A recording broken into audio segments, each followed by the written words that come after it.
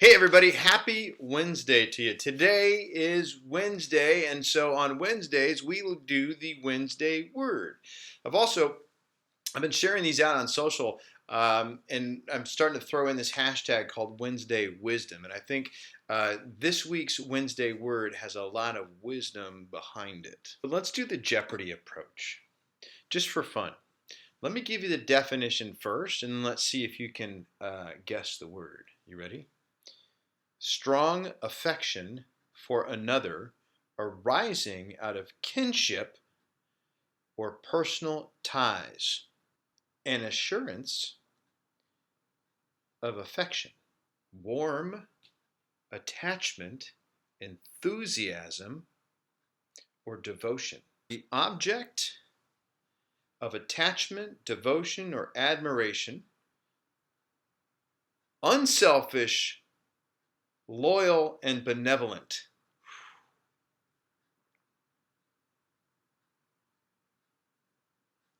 I can't even read number 7. Okay. Do you have the word? Do you know what it is? What do you think it is? What do you think? I'm going to go with the Wednesday word for 1,000, Alex. What is love? Don't hurt me no more.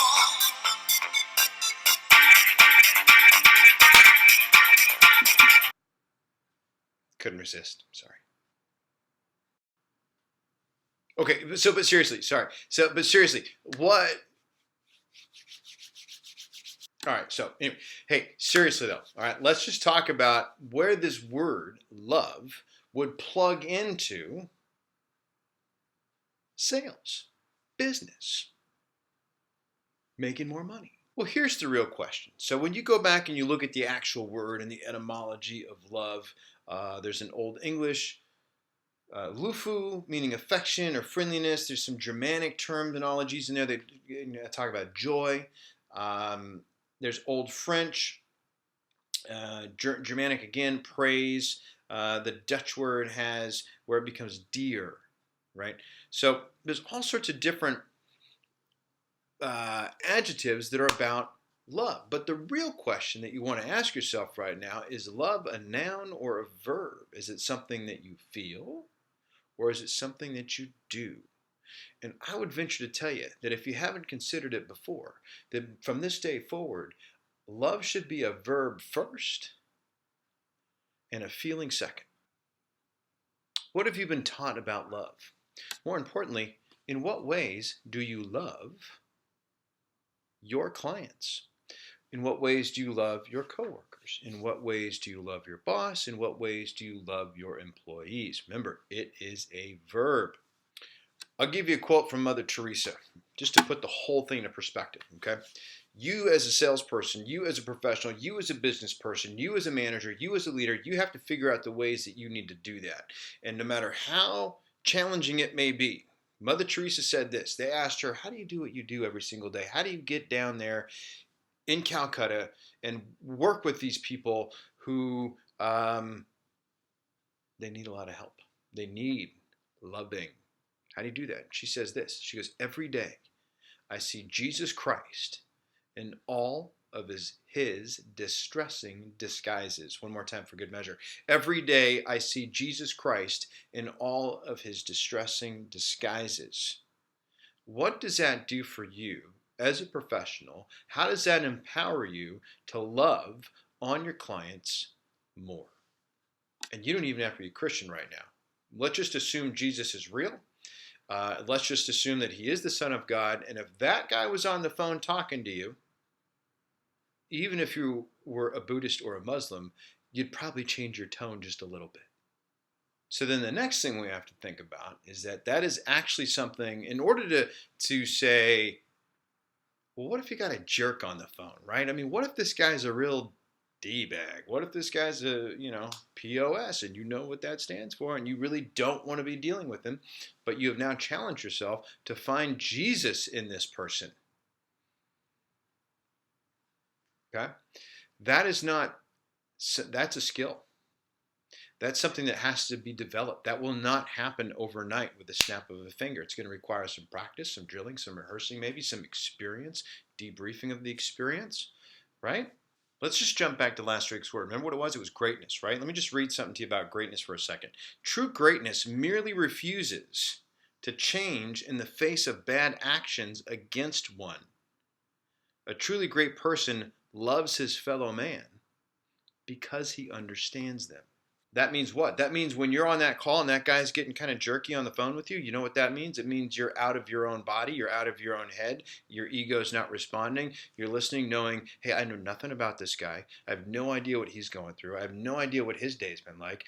I'm not taking that personal because this has nothing to do with me. That says more about him than it does about me, but I've made a decision to verbally the action, the doing of loving this guy through this entire phone call, no matter what he does, because I've made the commitment. I'm going to see Jesus Christ in all of his distressing disguises. So that brings me to the Wednesday Word of the Day challenge that comes courtesy of this book. You didn't think I was going to run through and not bring this guy up, did you? Chapter 9, number 1 rule of selling. Always, always, always agree. Not just always agree, but it's always, always, always agree. Be in a place of agreement with the buyer. And you can do that when it's not about you, when you put all your attention on them and you love them. So, hey, you're right. I understand how you feel. I get it, sir. Wouldn't expect you to. Be happy to.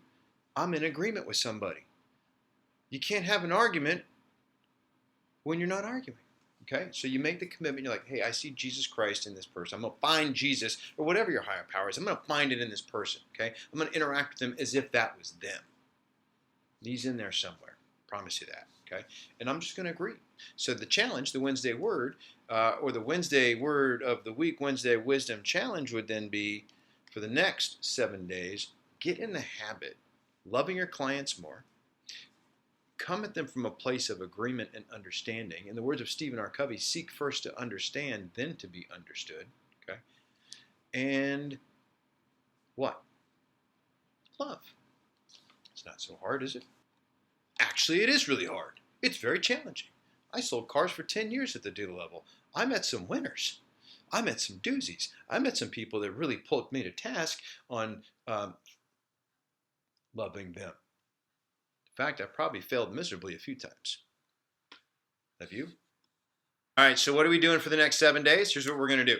Number 1, we are going to start working on building the muscle of loving our customers, our coworkers, our employees, okay, a little bit more, a little bit better, right? Remember, love is a verb. It's something that you do that first. The feeling comes second. Think about that in all aspects of your life, personal and business, okay? And then the next thing we want to do, and the way we're going to do that, the entry point for this is to just challenge yourself for the next 7 days to not only start finding your higher power in the people you're interacting with, but then also to just start the whole thing from a place of agreement.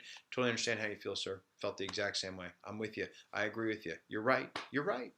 You're right. People love to be right. Just let them be.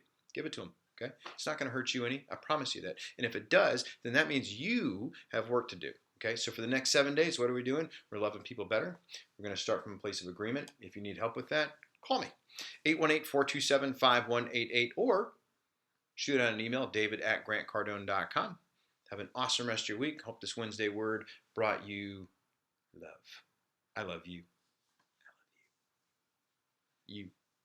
Okay, bye.